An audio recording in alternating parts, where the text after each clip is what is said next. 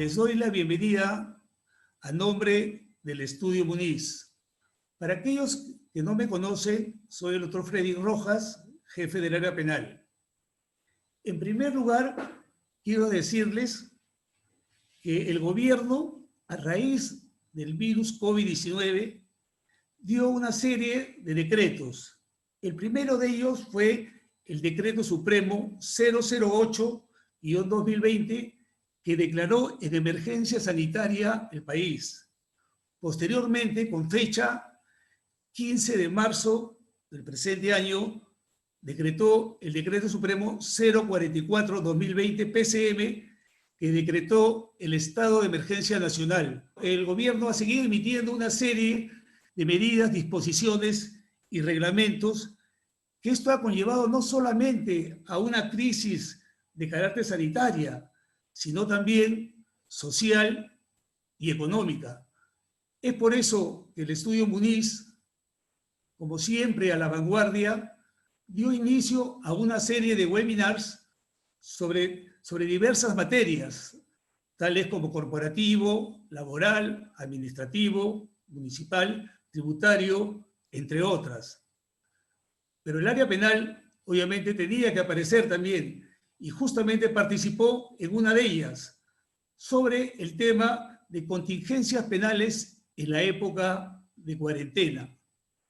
Cabe indicar que justamente el gobierno dio una serie de normas de cumplimiento obligatorio, pero sin embargo, un grupo de ciudadanos, por los motivos que sea, comenzaron a incumplir, tales como no cumplió con el aislamiento social obligatorio, no cumplió con el llamado toque de queda, no comenzó a salir a las calles sin las mascarillas, no respetaba el metro y medio de distancia entre persona y persona.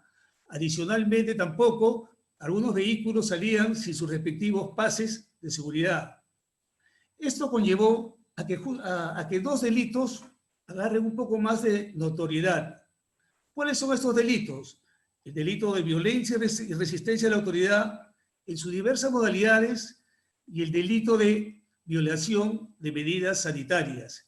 Justamente este último delito castiga, sanciona a aquella persona que viola las medidas impuestas por la ley o por la autoridad y que tiene como finalidad coadyuvar justamente a la propagación de estas enfermedades, pandemias, epidemias. En esta oportunidad, en vista que algunos sectores de la producción y empresas ya estarían iniciando sus actividades a partir de la segunda quincena del mes de mayo, nosotros hemos preparado este webinar justamente sobre los riesgos penales en la reactivación económica, donde no solamente tocaremos algunas implicancias de estos delitos, sino también les propondremos a ustedes algunas medidas de solución para la empresa, sus funcionarios y trabajadores. Respecto a la temática, en primer lugar, el doctor Carlos Torres hablará justamente sobre los delitos que tendrán incidencia en esta reactivación económica. A su vez, seguidamente, el doctor Eler de Anderas tocará sobre las últimas ordenanzas en materia municipal. Y, finalmente, el doctor Jean-Paul Galarza, que si bien es cierto, es abogado del área penal, también es un especialista en materia de compliance. Tanto así que ha hecho estudios de posgrado, no solamente acá en el Perú, sino también en España, que justamente tocará sobre este tema y también les dará algunas alternativas de solución. Respecto a las preguntas, todas estas serán respondidas al finalizar o al culminar la exposición. Ahora, señores y señores, sin más preámbulo, le cedo la palabra al doctor Carlos Torres. Buenos días a todos. Es un gusto poder saludarlos y conversar un poco sobre los principales riesgos que van a afrontar las empresas, sus funcionarios y representantes legales durante esta etapa de reactivación económica que está próxima a iniciarse. Para esto es importante que tengamos en cuenta toda la normativa, procedimientos, protocolos que se han dictado hasta la fecha por parte del gobierno y que son de observancia obligatoria por parte de aquellas empresas que vienen realizando actividades esenciales, así como por aquellas que están próximas al reinicio de sus actividades. En la gráfica siguiente vamos a poder apreciar el marco normativo que se ha dado hasta la fecha y las principales normas dictadas, entre las cuales podemos mencionar, por ejemplo, la Guía para la Prevención contra el COVID-19 en el ámbito laboral, dictada por Resolución Ministerial 55-2020 del Ministerio de Trabajo, que nos da un alcance sobre las medidas de prevención y control que deben adoptar todos los empleadores, así como las recomendaciones a seguir por los propios trabajadores. También tenemos la Resolución Ministerial 309-2020 del Ministerio del Interior, que reguló la emisión del denominado pase especial laboral, que permite a los trabajadores desplazarse desde su domicilio hasta su centro de labores. La Ley 31.016, que estableció medidas de control simultáneo por parte de la Contraloría sobre el gasto que viene realizando el Estado para mitigar los efectos del virus. El Decreto Legislativo 1458 y su reglamento, que estableció las sanciones administrativas por el incumplimiento de las medidas dictadas en estado de emergencia, y pues fue bastante mencionado en el marco de la facultad que tenía la policía para imponer multas a los ciudadanos. Y finalmente, el Decreto Supremo 2020 del Ministerio de Trabajo, que precisó el trámite para acogerse a la suspensión perfecta de labores durante el estado de emergencia. Todas estas normas, que en principio son dictadas por autoridades administrativas o extrapenales, contienen una advertencia, si podemos llamarlo así, de que su inobservancia podría generar contingencias de carácter penal. Por ejemplo, en la siguiente filmina vamos a observar un primer grupo de empresas que son aquellas que contratan con el Estado, que le prestan servicios o lo proveen de bienes. Estas operaciones de prestación de servicios o provisión de bienes, en este momento, precisamente en el marco de la Ley 31.016, se encuentran sometidas al control concurrente de la Contraloría, lo que implica que los funcionarios de la Contraloría van a venir realizando un control paralelo de los procesos que se llevan a cabo con los recursos que se han destinado para superar esta crisis. Y de hallarse irregularidades, estos funcionarios podrían solicitar el inicio de las investigaciones de carácter penal tanto contra los funcionarios estatales como contra los representantes de las empresas que participan en estos procesos. ¿Cuáles serían los delitos que tendrían mayor incidencia en este contexto? Hemos considerado en principio 3 delitos, el de colusión, el de peculado y el de negociación incompatible. El primero de ellos, que es la colusión, implica la existencia de un acuerdo o concierto ilegal entre el funcionario estatal y el representante de la empresa o quien haga sus veces en este caso. Este concierto tiene que ser para que el funcionario público defraude el deber que le ha impuesto el Estado de cautela de su patrimonio. Un ejemplo de esto podría ser que el funcionario público evite de pronto una negociación de precios en la adquisición de un bien, o que de lo contrario opte por la adquisición del bien a un precio abusivo o sobrevalorado. Y sobre este punto, por ejemplo, hemos visto difundido en diversos medios periodísticos la noticia de la adquisición de ranchos fríos por parte de la policía al precio de 87 soles la unidad, ¿no?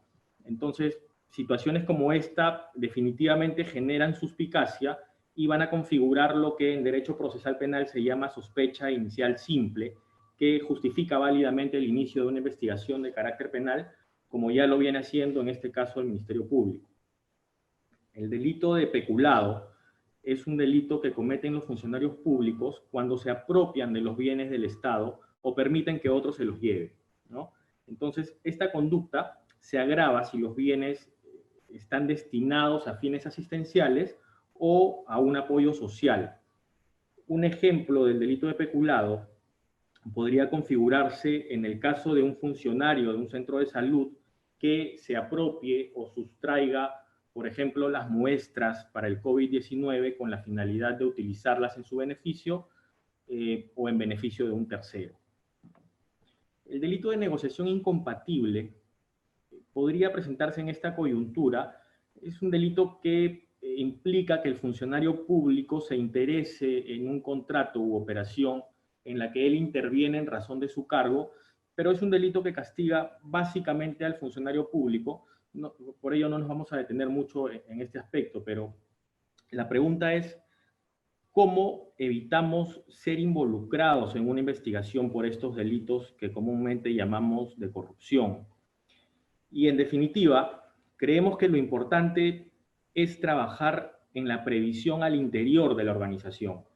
Es decir, sabemos ya que el compliance es una realidad en varias empresas, pero aún hay muchas que no han implementado sus programas de prevención y esto es fundamental porque la ley 30.424, que regula la responsabilidad administrativa de las personas jurídicas, estableció un eximente de responsabilidad por estos delitos. Y esta eximente se aplica únicamente en la medida que se haya implementado adecuadamente un modelo de prevención. De esto nos va a hablar con mayor amplitud Ian Galarza en un momento, pero lo central en este punto es que las empresas que ya cuenten con un modelo de prevención puedan actualizarlo y aquellas que no procedan a implementarlo a la brevedad posible. Ahora bien, tenemos otro grupo de delitos, por favor la siguiente lámina, que pueden ser imputados no solo a aquellas empresas que contratan con el Estado, sino a cualquier empresa sin importar la actividad que realice. El primero de ellos y uno de los más importantes es el delito de violación de medidas sanitarias tipificado en el artículo 292 del Código Penal. Este es un delito que no es nuevo en el Código Penal, pero que se encontraba pues prácticamente olvidado y ha cobrado valor con motivo de esta pandemia. Aquí lo que busca proteger el Estado es la salud pública y por consiguiente va a cometer el delito quien quebrante o viole las medidas impuestas por la ley o la autoridad para evitar la propagación de una epidemia. La norma habla de epidemia, pero tenemos que hacer la interpretación extensiva a pandemia, como es en este caso, ¿no? Y aquí cobra relevancia, por ejemplo, lo establecido en el Decreto Supremo 44/2020, que suspendió todas las actividades a excepción de aquellas que eran esenciales. Porque si, por ejemplo, una empresa cuyas actividades no se encontraban en los supuestos de excepción establecidos en la norma y se encontraba realizando labores, podía fácilmente ser intervenida e investigada por la comisión de este delito. Vimos durante la primera semana del estado de emergencia varios casos de este tipo en los que la policía estuvo efectuando intervenciones con presencia del fiscal y que seguramente ha generado las investigaciones preliminares que a la fecha deben encontrarse en curso, ¿no? Lo mismo pasa con una persona que se encuentra transitando sin justificación alguna por la calle o sin usar mascarilla y es intervenida por la policía, dado que estas medidas han sido dictadas por el Estado para prevenir la enfermedad, también se encontraría incursa en este delito. Y claro, o sea, aquí tenemos una normativa que se ha venido dando durante estos días y que nos dice cómo actuar para preservar la salud pública y nos impone obligaciones tanto a las personas naturales como a las personas jurídicas. Y no solamente nos centramos aquí en el Decreto Supremo 44/2020, sino que ya a todo nivel se han estado dictando normas que nos imponen estas obligaciones. Y un claro ejemplo de esto es la ordenanza municipal que sacó Miraflores hace apenas unos días y que aprovechando la presencia de ELAR, que es un socio del área municipal, nos gustaría que me comente en detalle. Por favor, adelanta dos láminas, Silvia.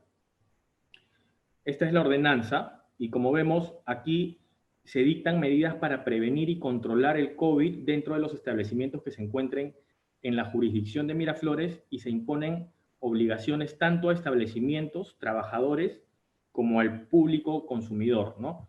¿nos puedes comentar un poco esta ordenanza y después yo vuelvo para continuar? Claro que sí, Carlos. Muchas gracias. Buenos días con todos. Espero que se encuentren muy bien en sus casas, y aquellos que se encuentren desarrollando actividades esenciales, espero que estén tomando todas las medidas preventivas para resguardar su salud y las de sus familiares. Como bien lo ha adelantado Carlos, el día domingo la Municipalidad de Miraflores ha publicado una ordenanza específica para que las empresas tomen las medidas preventivas para luchar contra el virus del COVID-19. Es importante reiterar que las implicancias legales de esta ordenanza únicamente son aplicables para aquellos establecimientos y locales que se ubican en el distrito de Miraflores. ¿Y por qué hemos creído conveniente traer a colación lo que ha hecho Miraflores? Porque es muy probable que el contenido de esta ordenanza sea replicado en distintos distritos, no solamente de Lima y Callao, sino probablemente a nivel nacional. Quizás no en su totalidad, pero en una gran parte. ¿Y por qué creemos eso? Porque esta ordenanza recoge muchas recomendaciones y obligaciones que las distintas normas, que como bien ha explicado Carlos al inicio de la presentación en esta línea de tiempo, se han dado de manera aislada en distintos decretos supremos comunicados de los distintos ministerios o por las mismas municipalidades. Las ya conocidas por la mayoría de personas se encuentra contenido en los decretos supremos 044 y 046, en el cual se establece cuáles son las actividades permitidas y además cuáles son las medidas muy puntuales que tienen que tomar las personas para poder desarrollar las mismas.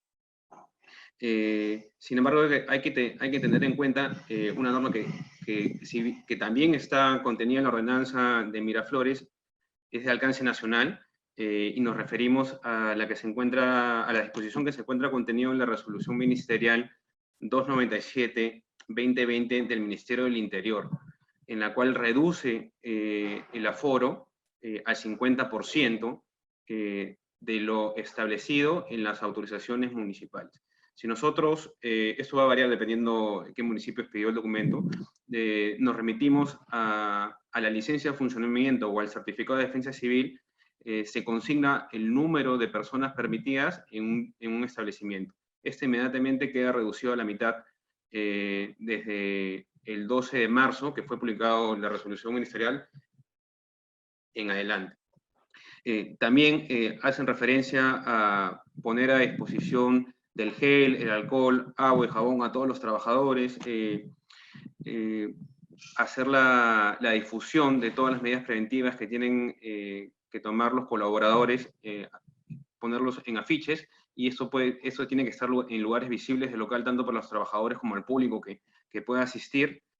Hacen referencia también al distanciamiento social de 1,5 metros que se debe tomar tanto para acceder al establecimiento como para los sitios de trabajo donde serán ubicados los colaboradores.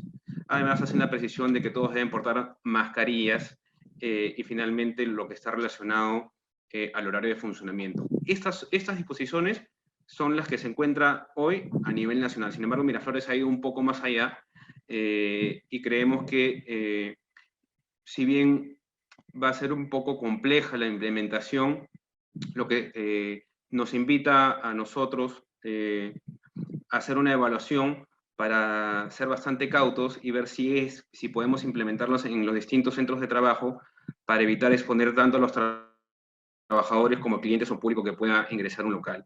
La primera es realizar los exámenes de descarte del COVID-19 a todos los trabajadores. Esto no es de obligatoria observancia, como digo, a nivel nacional, pero lo establece la ordenanza de Miraflores.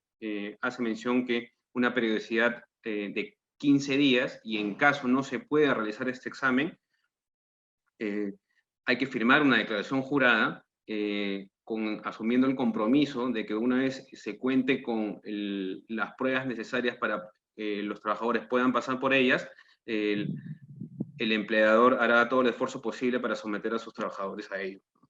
La desinfección del calzado, no existe un protocolo para ello. Si se va a realizar a través de a través de bandejas de desinfección que hemos visto en distintos medios o a través de sprays. No lo dice, simplemente hace mención, hace que debemos implementar un protocolo en ese sentido. La toma de temperatura tampoco es una obligación de alcance nacional, pero lo establece. Esto es para realizarlo de manera previa al ingreso al establecimiento y se hace extensivo la obligación tanto para los trabajadores como para los clientes o al público en general. ¿Por qué hemos creído necesario mencionarlos? Porque Miraflores, además de establecer estas obligaciones, evidentemente ha realizado una modificación al reglamento de aplicación de sanciones del distrito y ha tipificado uno a uno las infracciones que estarías cometiendo si no sigues estas recomendaciones.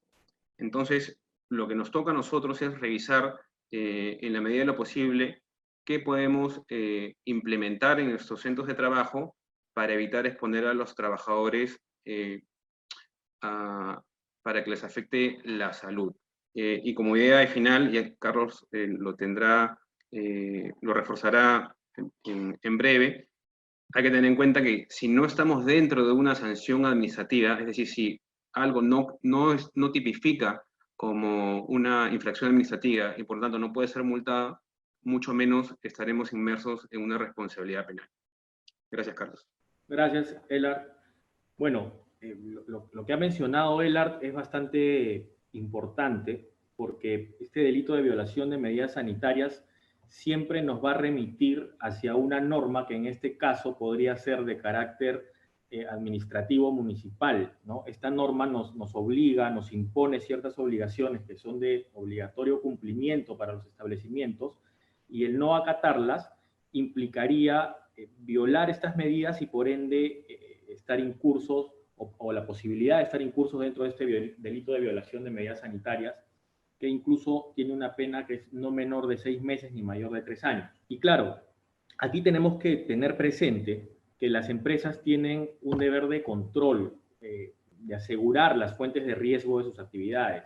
Entonces, lo importante es que se cuente con mecanismos o protocolos que permitan blindarla o protegerla de una eventual imputación. Y para ello es fundamental que se cumplan todas las medidas sanitarias, que se fortalezcan los protocolos, se establezcan lineamientos para proteger a todas las personas que estén presentes en toda la actividad, en todo el ámbito de dominio de la empresa, ¿no? Hay una variedad de factores que serían de seria evaluación al momento de determinar si la empresa es responsable, ¿no? Y entre ellas, la más importante, es el cumplimiento o activación de estos protocolos. La casuística que se está generando durante este periodo nos indica que algunas de las investigaciones que se inician por el delito de violación de medidas sanitarias también lo están haciendo por el delito de desobediencia o resistencia a la autoridad, basados en el hecho de que la persona o la empresa que está siendo intervenida no estaría acatando normas de aislamiento o suspensión de actividades que dicta el gobierno. Tenemos un claro ejemplo de esto en el caso de la empresa minera, donde se ha detectado algunos contagios y el Ministerio Público ya ha iniciado la investigación por ambos delitos. Sin embargo, considero que la configuración del delito de desobediencia a la autoridad, básicamente en su vertiente de desobediencia, tiene que ser mejor revisada por los fiscales y las autoridades judiciales, porque las normas que se han dictado y que obligan a los ciudadanos al confinamiento o a la suspensión de actividades son normas de carácter general y ya tenemos bastantes pronunciamientos judiciales y a nivel de doctrina también que establecen que la desobediencia como delito se genera únicamente ante un mandato concreto efectuado por un funcionario que representa la norma y que la orden debe ser específicamente dirigida a una persona concreta, ¿no? Cosa distinta sucede en el caso de las personas que, incumpliendo la norma de guardar confinamiento, salen de casa sin justificación y al ser intervenidos por la autoridad policial se rehúsan, por ejemplo, a cumplir la orden directa de retornar a su domicilio o hemos visto algunos casos en que estas personas incluso agreden a los efectivos policiales. En esos supuestos sí estaríamos ante la comisión de este delito e incluso la conducta podría ser agravada debido a la violencia que se ejerce contra el funcionario. Otro delito que creemos que se va a presentar durante las próximas semanas con bastante frecuencia es el de atentado contra las condiciones de seguridad y salud en el trabajo. Este delito está vinculado netamente al ámbito empresarial y castiga al que infringe las normas de seguridad o salud y pone en riesgo la vida o la integridad física de sus trabajadores. Solo por generar el riesgo, el delito tiene una pena de 1 a 4 años. Si se produce la muerte o lesión grave para el trabajador, la pena va de 4 a 8 años en caso de muerte y de 3 a 6 años en caso de lesión grave. Consideramos aquí que se van a generar varias contingencias en torno a este delito, porque debemos tener en cuenta que, a pesar del levantamiento del estado de emergencia y del reinicio de actividades empresariales, parece que el virus todavía tiene buen tiempo para quedarse entre nosotros, y esto va a generar, en definitiva, una constante fiscalización por parte de las autoridades, como son en este caso SUNAFIL, ¿no? Y lo que se va a verificar en primer término es si la empresa está o no facultada para realizar labores, o si tiene permiso para operar, por ejemplo, ¿no?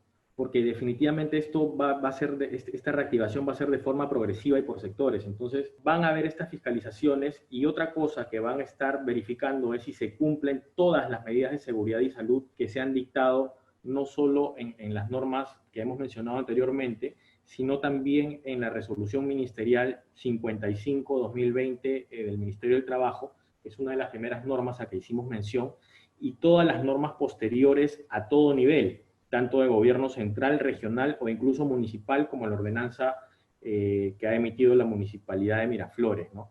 Estas acciones van a pasar por todas las que ya ha explicado ELART, como proporcionar a los trabajadores el material higiénico apropiado, dictar charlas informativas, adopción de protocolos de limpieza, una distancia mínima entre los trabajadores, entre otras.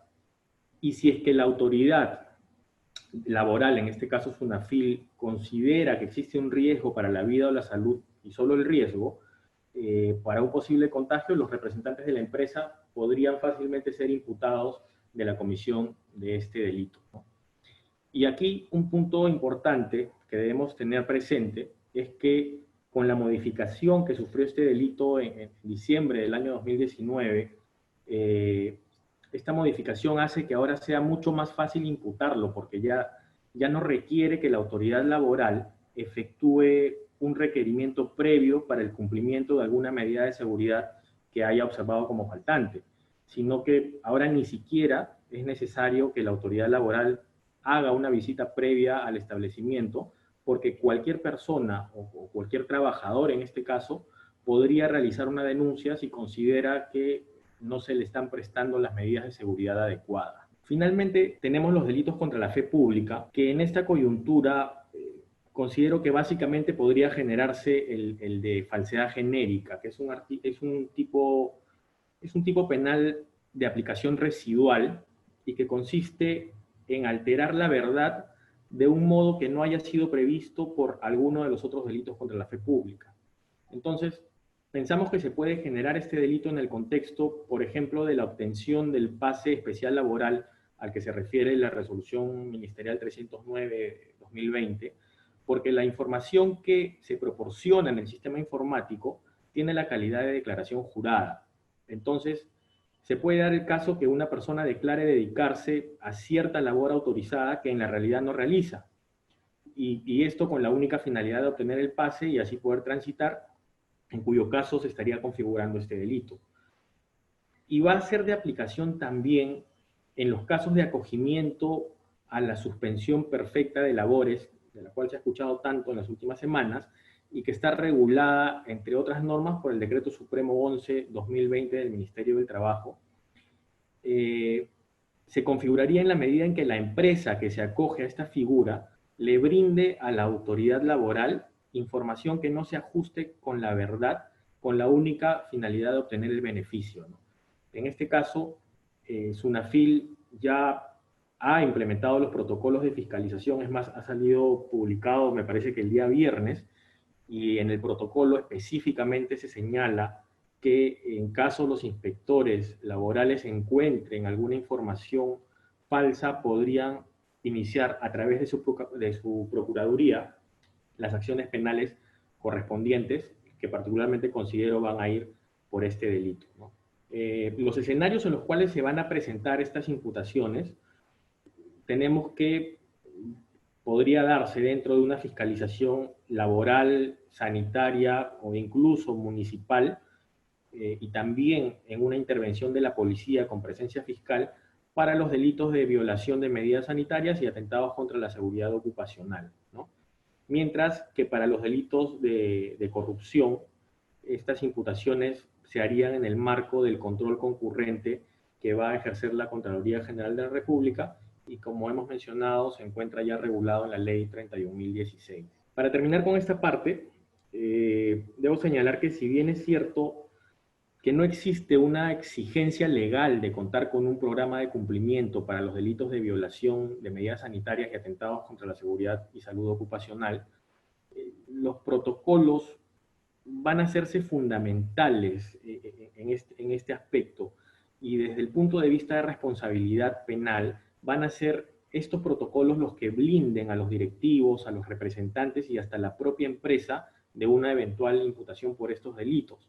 Entonces, es importante que se actualicen las matrices de riesgo, que se incluyan los riesgos de propagación, de contagio, de situaciones nuevas como lo es esta enfermedad o este virus del COVID-19, ¿no? Tenemos que estar pendientes de que se activen todos los mecanismos de gestión de control, de monitoreo, seguimiento, reporte de riesgos, porque la forma en cómo se maneja este tema, la implementación de protocolos, va a también impactar de manera importante en el propio aspecto reputacional de la empresa. Y es que ya no solo se trata de tener un programa de cumplimiento como lo conocíamos hasta hace unas semanas, sino que se trata más bien de activar protocolos de acción. Ya no es solo tener los avisos en las paredes de una planta o realizar las charlas informativas, sino que hay que dotar de manera efectiva a los trabajadores de los medios que le permitan evitar el contagio, ¿no? Bueno, sobre este punto nos va a hablar en extenso Ian Galarza, a quien ya en este momento le doy el pase. Muchas gracias por la atención prestada a todos. Gracias, Carlos. Gracias, ha sido bastante clara tu exposición. También quiero aprovechar estos primeros segundos de mi intervención, señores, para agradecerles la concurrencia, y segundo, para desearles que se estén cuidando en sus casas y que por favor mantengamos todas las precauciones que hemos venido acatando con todo el esfuerzo que ello merece para procurar a la brevedad posible salir de esta pandemia, ¿no? Es un deseo sincero de mi persona para todos ustedes para que esto pueda pasar lo más rápido sin muchos hechos que lamentar. Volviendo al tema que nos convoca, como bien ha explicado Carlos Torres, existe una serie de riesgos que hemos identificado en el escenario de la reactivación económica, ¿no?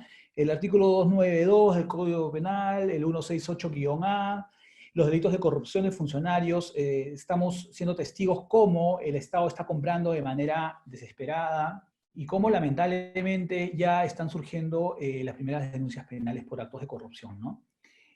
A la par también vemos cómo la Contraloría ha recibido el encargo de la fiscalización y lo está haciendo de forma concurrente, ¿no? Entonces, lo que avisoramos es que va a haber va a continuar una fiscalización rigurosa de todos los aspectos, de distinto origen. Me refiero, como explicó el doctor Elar de Anderas, de origen municipal, de origen sectorial, o de organismos de fiscalización, llámese SUNAFIL, la Contraloría y evidentemente también la Fiscalía o el Ministerio Público, como quieran llamarlo. Ello, lamentablemente, incorpora a las preocupaciones del empresario también el riesgo penal que va a afrontar en esta etapa, ¿no? Como si ya no fuera suficiente afrontar todos los riesgos financieros que estamos atravesando en este momento, también tenemos que atravesar determinados riesgos legales de índole penal. Y estos riesgos legales que ha graficado Carlos Torres pueden aterrizar en responsabilidades penales y corporativas en función a la normativa que se aplique. Y eso es a lo que nos voy a detener en estos minutos. En efecto, hay una responsabilidad personal del funcionario involucrado, más allá de cuál sea su condición o estatus o jerarquía dentro de la organización. Puede ser un empleado, puede ser un gerente, puede ser un representante comercial, en fin, cualquier funcionario público que participe, por ejemplo, en un acto de venta al Estado, ¿no? Podría haberse involucrado, lamentablemente, en una práctica que pueda ser interpretada como un acto de corrupción. Lo mismo sucede también con aquellos funcionarios o aquellos personas dentro de la empresa que estén encargados o responsables de velar por el acatamiento y control de las medidas sanitarias que ya explicó Carlos Torres y el doctor Elar de Anderas. Entonces, esta es una primera manifestación de responsabilidad, una primera contingencia que avisoramos, que es la contingencia contra el funcionario. Podría ser un gerente general, un gerente de operaciones, un representante comercial o tranquilamente un empleado de planta, ¿no? También hay una responsabilidad penal corporativa. Como ya seguramente muchos de los presentes conocen, la ley 3424 es la ley de compliance penal vigente ya en el Perú, reglamentada y en plena vigencia. Es una norma que sanciona por corrupción, lavado de activos y financiamiento del terrorismo a las propias empresas, ¿no? Independientemente de la sanción que se le aplique a la persona natural, llámese el funcionario que mencioné hace unos segundos atrás, también de forma acumulativa habrá una responsabilidad hacia la empresa por corrupción, lavado de activos y financiamiento del terrorismo, ¿no? Entonces este es también un escenario que tenemos que avisorar. Hace algunos meses atrás, yo que estoy un poco involucrado en estos temas, me preguntaba cuándo empezará los procesos, ¿no? ¿Cuándo empezará las imputaciones contra las personas jurídicas? Bueno, lamentablemente esta pandemia y lo que está pasando en las compras estatales me dieron la respuesta meses después. Y yo creo que este 2020 y 2021, esta ley, con sus virtudes y defectos y su reglamento, la vamos a someter a rendimiento. Vamos a ver cómo funciona y vamos a palpar en carne propia sus virtudes y omisiones, ¿no? Y sobre todo, vivir en carne propia lo que podría ser una responsabilidad penal corporativa, ello me lleva al tercer ítem que plasmé en el slide, que es la responsabilidad de la alta dirección. Fíjense, la ley 3424 tiene su piedra de toque en el artículo 17, ¿no? Donde dice, las empresas podrán implementar un modelo de compliance y ello los exime de responsabilidad penal. Bien, al ser ello así, existe el deber, por lo menos societario, de los órganos de dirección de la empresa de avisorar este escenario y implementar oportunamente un modelo de compliance en la organización para gestionar de manera preventiva los riesgos penales, ¿no? Recordemos, y esta es la primera premisa de una respuesta que me han hecho internamente en el chat, es si los directores y gerentes pueden responder penalmente por hechos de sus subordinados. Y la respuesta es sí, sí pueden responder penalmente por una imputación por omisión, ¿ok? Por omisión de determinadas obligaciones o determinados deberes o por ostentar una posición de garante. Entonces, la imputación penal para un hecho de delito sanitario cometido por un subordinado podría escalar, sí, podría escalar a un órgano de alta dirección. Y la cuarta posibilidad de responsabilidad que avisoro es la responsabilidad inherente al oficial de cumplimiento en el modelo de prevención que plantea la ley 3424 en caso no cumpla con sus tareas, ¿no? Imaginémonos que existe un hecho de corrupción o indicios de un hecho de corrupción que llegan a su conocimiento a través de los canales de denuncia o a través de los seguimientos que hace internamente y omite ese deber de reportar, ¿no? Ya en el derecho comparado existen algunos casos, no muchos, pero algunos casos de una imputación dirigida contra el encargado de prevención por no haber cumplido con su función primordial, que es identificar y reportar, ¿no? Eso es algo que también tenemos que tener mapeado, ¿no? En este último 2019-2020 hemos visto cómo se designan muchos encargados de prevención. es hora de que el encargado de prevención aterrice cuáles son sus deberes y cuáles son los riesgos inherentes a su función, ¿no? De cara a que tenga el mejor asesoramiento posible. ¿Qué podemos hacer ante este escenario que les hemos planteado? Riesgos de alta exposición por el panorama actual, imputaciones que pueden escalar a la alta dirección de la empresa, que no solamente van a abarcar a la persona natural involucrada, también podrían abarcar a la persona jurídica, con las sanciones que impactan en su patrimonio, etc. Bueno, la alternativa que nosotros consideramos oportuna es utilizar, y lo digo acá en el punto 3, utilizar los componentes de compliance para gestionar los riesgos que en este momento nos van a empezar a preocupar de sobremanera. Utilizar estos componentes que plantea la norma 3424, que si bien, repito, se circunscribe a corrupción, lavado de activos y financiamiento del terrorismo, nos dan las herramientas de gestión para poder ampliar el panorama y prevenir riesgos de delitos como el que explicó Carlos, 292 o 168-A del Código Penal. ¿Y ello cómo se aterriza en términos ejecutivos? Primero, aquel ciclo de identificación que plantea la norma en su artículo 17, identificar, evaluar y controlar riesgos, tiene que ser también ahora hecho para los riesgos derivados de esos tipos penales. Hay que, nuevamente, darnos la tarea de identificar qué procesos o actividades dentro de la empresa podrían conllevar un riesgo de incumplimiento de los compromisos o deberes sanitarios que nos han planteado, a modo de ejemplo, el doctor Rianderas con la ordenanza municipal de Miraflores, ¿no? Y hacer una verificación preventiva, ex ante a sede penal, ¿no? O sea, verificar, hacer el control del cumplimiento. Verán que hasta ahora estoy hablando estrictamente de aplicación de componentes de compliance para la prevención de los riesgos identificados, ¿no? El punto 1 podríamos también decirlo como ampliar el panorama de tu mapa de riesgos, ¿no? Una nueva identificación de nuevos riesgos. Un segundo punto pasa por generar protocolos, políticas, en general, instrumentos de gestión que permitan verificar el cumplimiento de este marco regulatorio que va a ser a partir de ahora de exigencia obligatoria para no tipificar los delitos que Carlos nos ha contado. Y en general los demás componentes, como que el canal de denuncias, cómo hacer las acciones de capacitación y monitoreo permanentemente, ya no solo en los riesgos que prevé la norma, sino también los que están en este momento preocupándonos de sobremanera.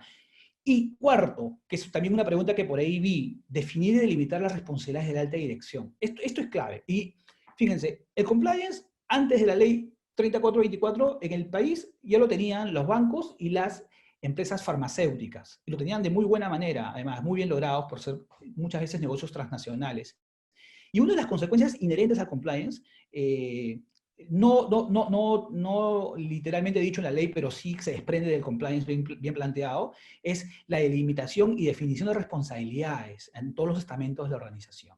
Entonces, si yo tengo un buen compliance planteado que define y delimita responsabilidades en un documento escrito con delegación o transmisión de riesgos para operadores o empleados y que cada quien asuma su compromiso informado, claramente le da un blindaje a la alta dirección y las gerencias de tener que responder por aquello que es parte de su competencia funcional y no poder responder por aquello que fue trasladado y asumido por otra persona dentro de la empresa.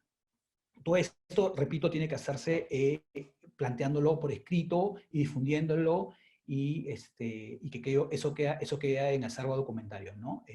Eso es una de las premisas clásicas de compliance, ¿no? Tener todo por documento, hacer todo un registro de la información generada.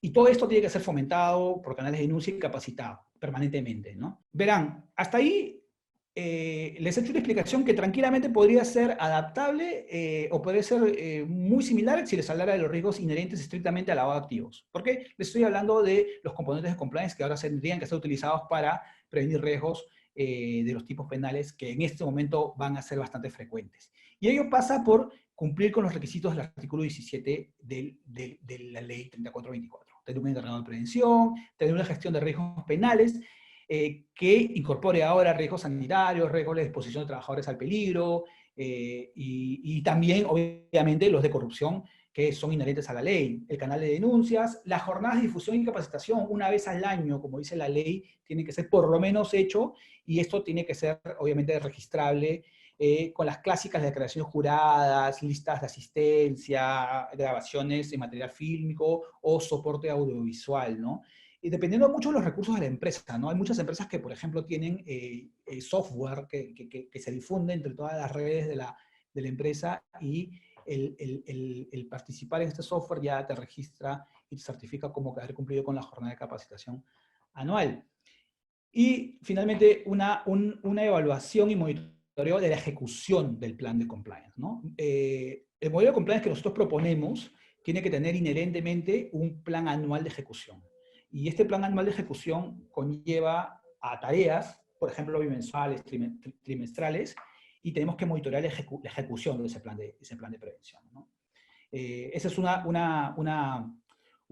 tarea constante, y se tiene que plasmar al inicio del ejercicio con un plan anual y al final con una memoria anual de cumplimiento, ¿no? Obviamente, la alta dirección de la empresa lo que va a querer es que este porcentaje de ejecución sea lo más alto posible y que se explique por qué no se llegó a cumplir el porcentaje inexistente. ¿Cómo se hace esto en términos metodológicos? Bueno, es clave hacer primero un planeamiento y planeamiento de información. El make-up compliance, el fake compliance, muchas veces omite esta parte, ¿no? Y que es la parte más laboriosa posiblemente de realizar un mapa de riesgos serio. Analizar las actividades, los procesos, identificar el récord de incidentes, entrevistas, y ver con requerimientos de información permanentes cómo está la empresa en términos de calidad, organización, su contorno legislativo, geográfico. Son bastantes aspectos que tienen que dimensionarse para entender bien a qué se enfrenta la empresa, y un diseño de un modelo de prevención que respete obviamente los parámetros de la norma en su artículo 17. Las jornadas de capacitación y sensibilización que tienen que ser permanentes, y finalmente las recomendaciones que tienen que ser ejecutables de manera dinámica.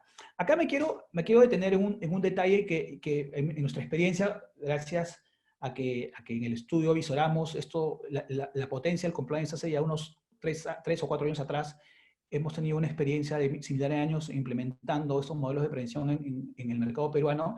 Acá me permito darles un comentario adicional. Además de tener los recursos y la persona para hacer un sistema de gestión como es un modelo de compliance, y tener todo este bagaje, es importantísimo también conocer el riesgo. No puedes identificar riesgos solamente teniendo un conocimiento de auditoría, de calidad, sino que también es necesario conocer el riesgo penal. Tienes que conocer los alcances, la tipología de la normativa plasmada para lavado de activos en el Perú, para corrupción, y ahora para riesgos sanitarios y exposición de trabajadores al peligro, ¿no? O sea, el abordaje del tema no puede ser de un solo lado, no puede ser ni siquiera por el lado de la calidad y la auditoría o el management, ni tampoco por el otro lado de el prisma penal, sino que tiene que ser una amalgama de ambos aspectos, ¿no? Y, honestamente, cuando he visto trabajos que abordan por un solo vertiente el problema, en lo personal no me quedo satisfecho con el producto final. Bueno, y los beneficios en este momento claves son la protección de activos y reputación de la empresa. La reputación de la empresa yo lo veo muy sensible en este momento, fíjense. Lo veo sensible porque no sé si advierten de que las empresas estén con trabajadores infectados al COVID, les va a quitar competitividad, ¿no? Estamos justo avisorando que van a reactivarse los restaurantes vía delivery, y la preocupación general es qué protocolos van a observar los restaurantes para dar este servicio, ¿no? Entonces, si surge un caso, te valora la reactivación, ¿no? Esto va a pasar en todo tipo de negocios. Imagínense campamentos mineros, imagínense servicios al público como consumidor final. Entonces, acá hay que ser muy cuidadoso en definir los protocolos, implementarlos, difundirlos, y cumplirlos y decirle al mercado que lo estamos haciendo, ¿no? De manera seria, porque si no se nos cae la reputación y morimos en el intento de reactivación. Y esto, como dije hace un rato, tiene un efecto indirecto de protección a gerentes, directores, incluso me atrevería a decir que hasta accionistas, ¿no? El efecto indirecto del compliance es la delimitación de responsabilidades, ¿no? Y bueno, al final, como dije inicialmente, generar confianza y competitividad en el mercado en este momento tan difícil en las cuales las empresas que tengan el reto de reactivar van a estar expuestas al escrutinio, ¿no? ¿Cómo lo están haciendo? ¿Respetando qué protocolos? ¿Me dan o no seguridad para poder contratarlos como proveedores, para comprar sus productos, para poder visitarlos en sus tiendas? Es en este momento muy sensible de ver la confianza y la competitividad. Quería culminar mi presentación para pasar al tema de las preguntas, precisando un detalle que se escapó. Estas normas, las que nuevas que nos preocupan, 292 y 168-A, son lo que en el derecho penal se denomina leyes penales en blanco, ¿no? Como adelantó Carlos Torres, son normas penales que necesitan el recurso de una normativa extrapenal, ¿no? Esta normativa extrapenal recién la estamos viendo. La ordenanza de Miraflores la hemos citado porque es un ejemplo de lo que se viene, pero van a haber normativas locales como esta ordenanza, van a haber normativas sectoriales y va a haber también marcos de autorregulación. Fíjense, y con esto concluyo, la resolución 55-2020 del Ministerio de Trabajo da pautas generales para que los empleadores implementen protocolos y mecanismos de prevención. Y en buen porcentaje delega al empleador que desarrolle y implemente y aterrice mecanismos de prevención. Esos mecanismos de prevención son autorregulación, ¿ok? Y esa autorregulación, una vez que tú la tienes que hacer, porque si no, no vas a reactivarte, y una vez que lo hagas, te vincula. Tienes que acatarlo, ¿ok? Entonces, esta va a ser las fuentes de las obligaciones que vamos a tener que asumir a partir de ahora si queremos sobrevivir empresarialmente a este delicado momento que atravesamos. Nosotros, felizmente, como dije, tenemos la experiencia para avisorar este problema y para procurar resultados o medidas para ayudar y superar, sobrevivir a este momento complicado. Así que quedamos a disposición de ustedes para las preguntas por acá o por correo electrónico. Y por favor, sin más preámbulo, pasemos a las preguntas. Me hacen una pregunta acá, es la primera que me sale en la lista que he anotado. Me dicen, ¿existen modelos o plantillas para elaborar planes de prevención? No, esa es una pregunta que me han hecho muchas veces. No existen plantillas, no es serio hacer plantillas. O sea, un modelo de prevención tiene que ser customizado a la empresa. Fíjense, si me expliqué bien, me van a poder entender en esto que estoy diciendo. Hacer un mapa de riesgos no puede ser una plantilla. Si bien existen criterios compartidos de evaluación de probabilidad, impacto, riesgo inherente y riesgo residual, no es posible, lógicamente, evidentemente, no es posible que una empresa pesquera tenga los mismos procesos o actividades que la empresa que le da la distribución de los productos ya capturados y procesados, ¿no? Son actividades diferentes. Entonces, honestamente, yo no creo que sea tarea que se pueda abordar a través de una plantilla. Otra pregunta. Por acá tengo más preguntas anotadas. La delegación de funciones exima de responsabilidad al gerente general, me preguntan por acá. No, evidentemente no exime de responsabilidad, ¿no? Esto es algo que me han preguntado muchas veces y no es así. Fíjese, cuando un gerente general o cuando un órgano societario de alta dirección delega responsabilidades, no significa que se deshace de estas, significa que se queda con la responsabilidad de control de las funciones delegadas, ¿ok? Caso contrario, sería bastante sencillo y fácil desprenderse de las responsabilidades y las posibilidades de imputación, ¿no? No. Lo que sí puede suceder, y es algo que espero haber explicado bien, es que en el marco de tus deberes inherentes a tu cargo, puedes delimitar tus responsabilidades y funciones, ¿ok? Es clásico que se hagan job descriptions, MOF en empresas también para delimitar organización y funciones de cada estamento. Eso ayuda muchísimo a delimitar responsabilidades, por lo menos en el plano organizacional y luego en términos de responsabilidad, ¿no? Otra pregunta, a ver, ¿cómo desvincular la responsabilidad individual del funcionario con la, cómo desvincular la responsabilidad individual, o sea, del funcionario, con la responsabilidad del gerente? Bueno, si lo que estamos pensando es la desvinculación total, les tengo que anticipar que esto no es así. O sea, en la medida en que sea un acto cometido en ejercicio de las actividades empresariales de la empresa, la desvinculación es imposible. O sea, hay un deber, por más que se haya delegado funciones, residual inherente a la alta dirección, y en todo caso también puede haber una responsabilidad por omisión, ¿no? No haber controlado, no haber fiscalizado, no haber implementado un modelo de prevención oportunamente. Dora nos pregunta, ¿tener implementado un sistema de gestión antisoborno es lo mismo que tener un modelo de compliance? Gracias, Dora, me lo han hecho, esa pregunta me la han hecho 1000 veces y te quiero responder. Recordemos que el modelo de compliance que plantea la ley peruana es una ley que tiene un objeto mayor o más amplio que el sistema de gestión antisoborno de la ISO 37001. ¿Okay? La norma peruana habla de corrupción, lavado de activos y financiamiento del terrorismo. Si vemos la norma técnica de calidad que regula los sistemas de gestión antisoborno, descubriremos que su alcance es únicamente, como dice el nombre, antisoborno. Entonces, el alcance no es el mismo. Me ha pasado en la práctica de que hay empresas que piensan que ya solucionaron el problema con la norma con el sistema de gestión antisoborno. Que no es poca cosa, ojo, es un estándar de calidad y de prevención y de gestión de riesgos altísimo, bastante favorable, pero su alcance es diferente. Yo lo veo, si me permiten un ejemplo, como un acto posterior a la previa implementación de un modelo de prevención con los riesgos que contempla la ley peruana, que a futuro seguramente se va a ampliar, ¿no?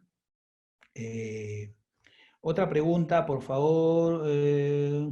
La designación del oficial de cumplimiento libera la responsabilidad del gerente general. No libera responsabilidad, no, para nada. La designación del oficial de cumplimiento o encargado de prevención, hecha por el máximo órgano de administración, lo que hace es acreditar el cumplimiento de uno de los componentes del modelo de prevención. Pero no creamos de que el encargado de prevención es una suerte de paraguas o pararrayos que va a poner el pecho y que él va a llevarse todas las imputaciones dirigidas a la empresa. En absoluto, eso no es así.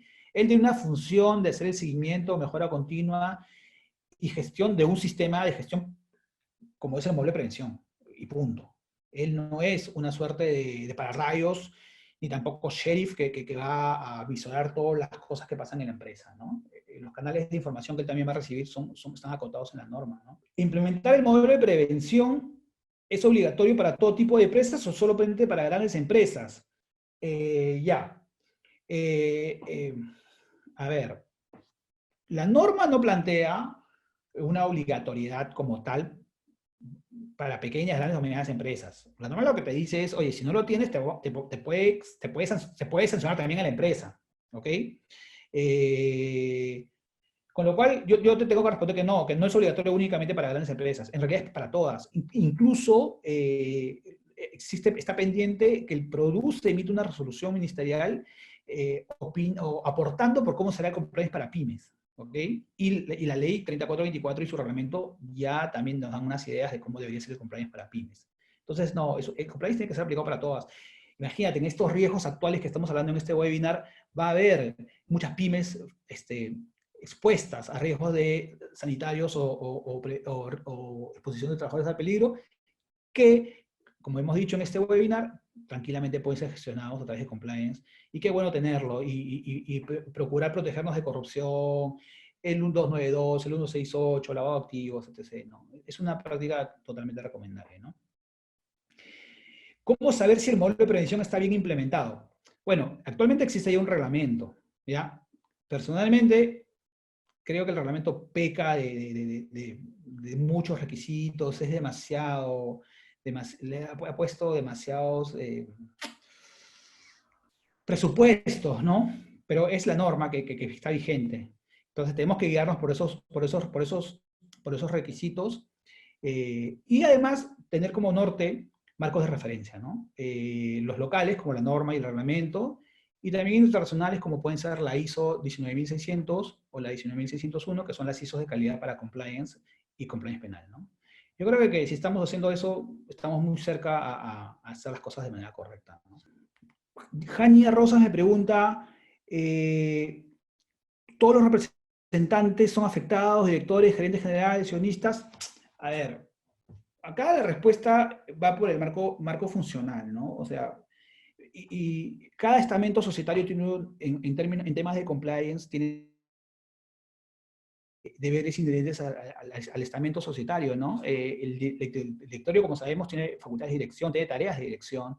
La gerencia general es un órgano de administración que tiene que ejecutar lo que disponga el directorio, y así hacia abajo, ¿no? Entonces, si es que el directorio, entre sus tareas de dirección, omite alguna acción o deber que tenía que asumir para preservar riesgos, para evitar riesgos, perdónenme, evidentemente yo creo que hay una omisión que puede generar una responsabilidad, ¿no? De igual manera, si un gerente recibe el encargo de su directorio general de implementar en este ejercicio un modelo de prevención, y esto no lo hace, y justo sucede un accidente de trabajo o un acto de corrupción, yo creo que también podemos hablar de un tipo de responsabilidad en caso de ese tipo de omisión. Y así podría, hay sociedades donde los accionistas también tienen tareas ejecutivas, podría darse, ¿no? Yo creo que en líneas generales parte de las tareas inherentes de cada estamento societario y las funciones que tengan que cumplir para evitar riesgos, ¿no? Sean de los tipos que hemos hablado en este momento, ¿no? Yo creo que vamos a hacer la última pregunta para poder ya culminar. Ángel Chávez, si delega la función a otro empleado mediante MOF detalladamente, al final en caso de acción penal, ¿el gerente se libra de la pena o la minora?